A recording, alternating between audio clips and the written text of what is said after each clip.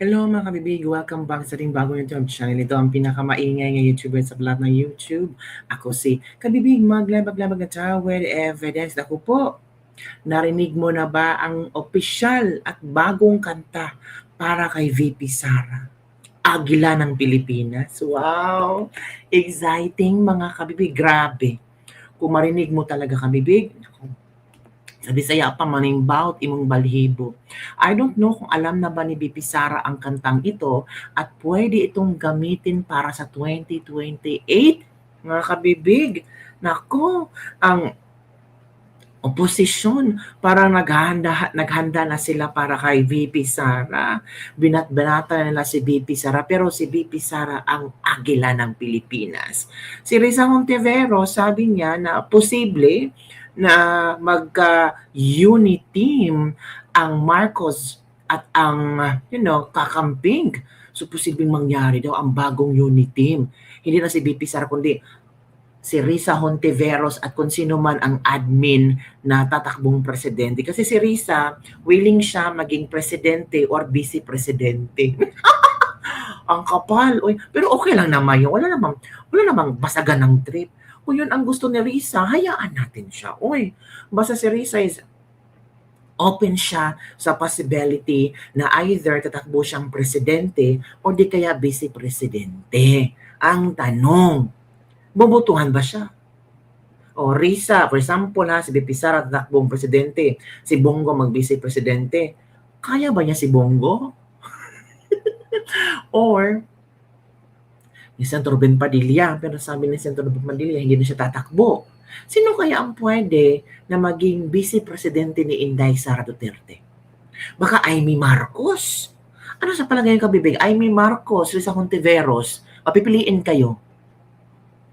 Amy Marcos, Risa Hontiveros, sino ang bubutungan niyo? Pero hindi yan pwede. Hindi pwede tatakbo si Amy bilang vice-presidente ni Sara kasi baka sabihin ng ibang netizen, nako, hindi ka pa rin nadala Sara, nabudol ka na noon. Sino kaya? Marcoleta, bagong kaupo lang senador.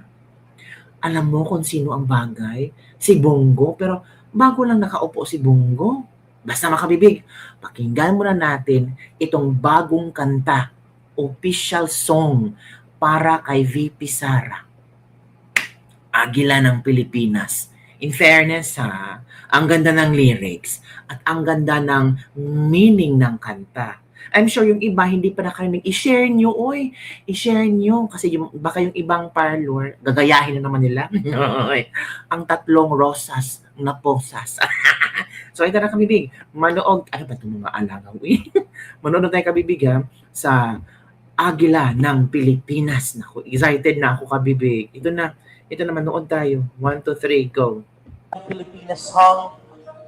May we humbly and kindly request po to please turn your phones into silent mode. Let us all please put our heart in listening this very, very wonderful song for our beloved Vice President Sara. And let us all focus. Mabilis lang naman po ang video na ito.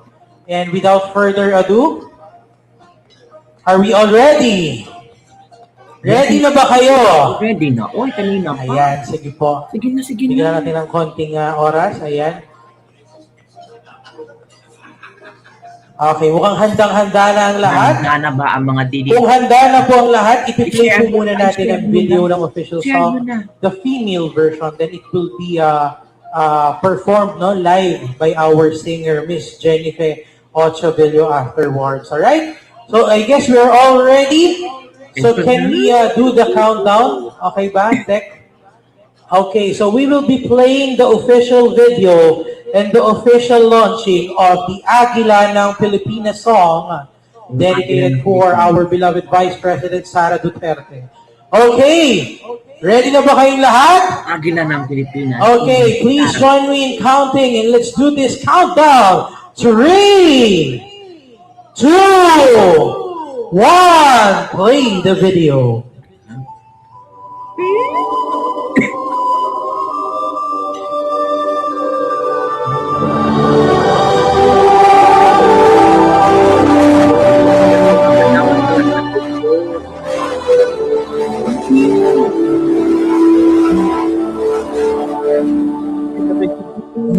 isang sagila ng Pilipinas. Inday Sara Duterte ang pangalan. Siya ay nagmula sa Davao, lumipad na may magandang pangarap. Ngunit siya na-joy ng pamamahalan para sa kinabukasan ng ating bansa. Nangangambag na nanalangin ang sa ating bayan. Dahil sa mga buwayan ng labasan, Pilipinas, lipad, sambahan ng aliyang ng Mindanao,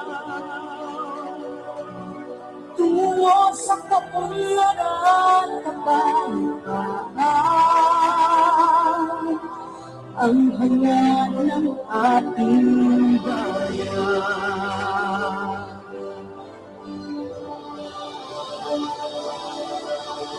Siya'y hindi magpapatalo, sa dugo ang tapang at talino. Mga gahaman ay kanyang ihuli, lalaban para sa mga Pilipino.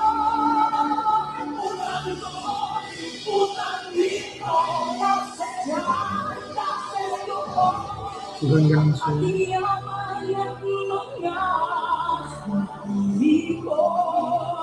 mga buwaya ang siyang lumalang. Siya'y hindi magpapatalo, nasa dugo ang tapang at talino. Mga kaaway ay kanyang lilipulin, lalaban para sa mga Pilipino.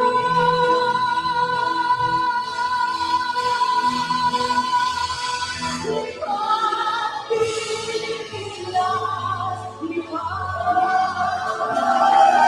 samahan ng agila ng Mindanao, tungo sa kaunlaran at kapayapaan, ang hangad ng ating bayan.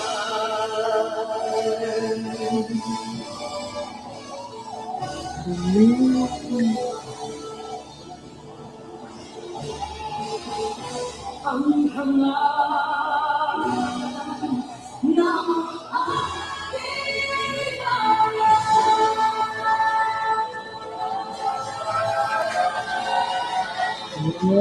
Ladies and gentlemen, once again, Aguila ng Pilipinas, composed by Dr. Ronald L. Adamat and wow, galing. Uy, balikan natin. Balikan natin. Dito ba yun? Balikan natin, ha? Saang parte ba to? Dito. In fairness, ang ganda ng lyrics, ha? Talagang goosebumps. Parang nakakaiyak. Parang gusto mong umiyak. Parang, ito na. Miss Jennifer Ochovillo afterwards, alright? So I guess we're all ready. So can we do the countdown? One! Play the video. Play the video again, ha? Parang gusto ko to. Grabe. Nakakaiyak ko.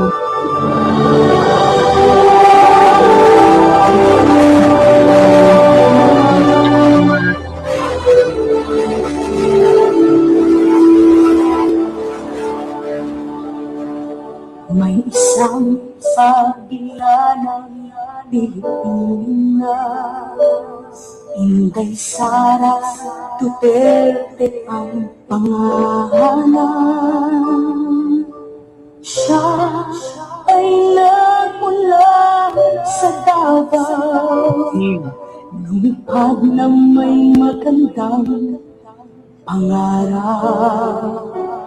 Ngunit siya kayo'y napapakala para sa kinabukasan ng ating nananalangin para sa ating bayan.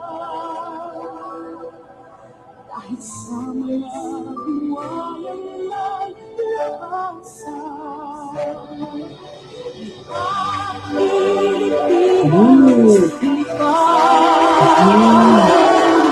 sambahan ng agya ng Mindanao,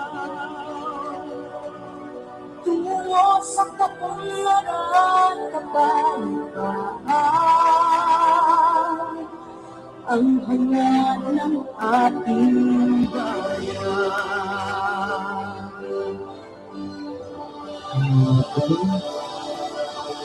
Siya'y hindi magpapatalo, nasa dugo ang tapang at talino. Mga yaman ay kanyang ihuli, lalaban para sa mga Pilipino.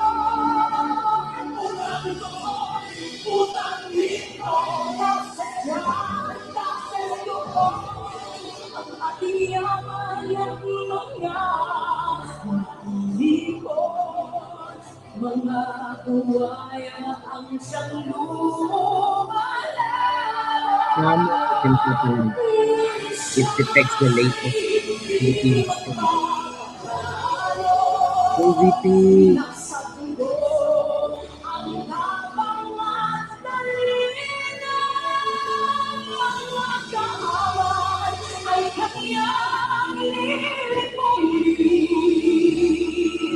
Lalaban para sa mga Pilipino.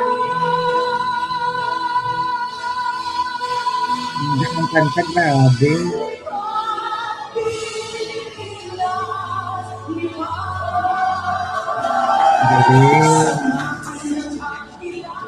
Yung Mindanao.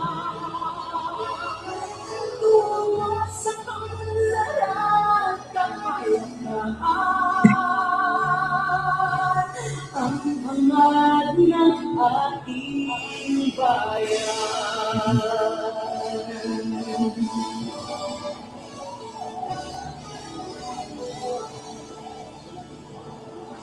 Always for the people. Fearless. Amen.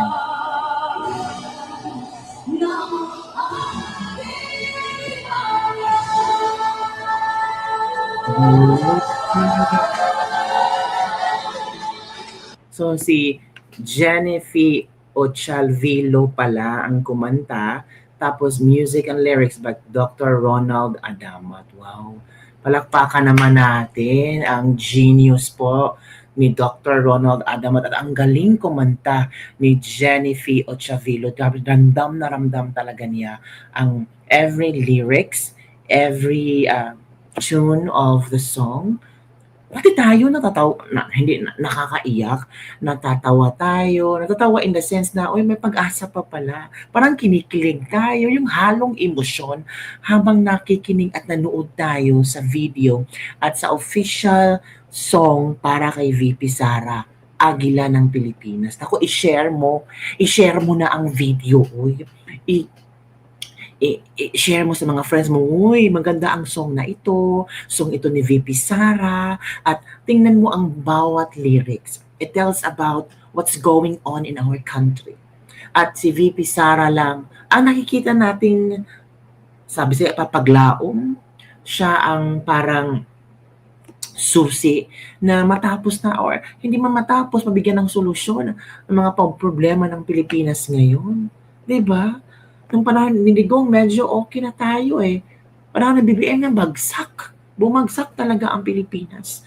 So ano ang iyong reaction dito mga kabibig? Ano ang inyong comment sa kanta. Nagustuhan nyo ba ang kanta, mga kabibig? Grabe ako, nagustuhan ko yung kanta. Oy, grabe mga kabibig. So don't forget to like, subscribe, and share this video para sa mga latest trending news nating pag-usap-usapan. And i-share nyo ang video talaga. Mag-comment kayo kung nagustuhan nyo ba ang kanta. Baka yung iba dyan, later on, alam na ang lyrics, alam na kung paano kantahin to, ha? Tapos sabi, take note ha, si Bibi Sara may official song na Agila ng Pilipinas. Bye everyone, see you next time.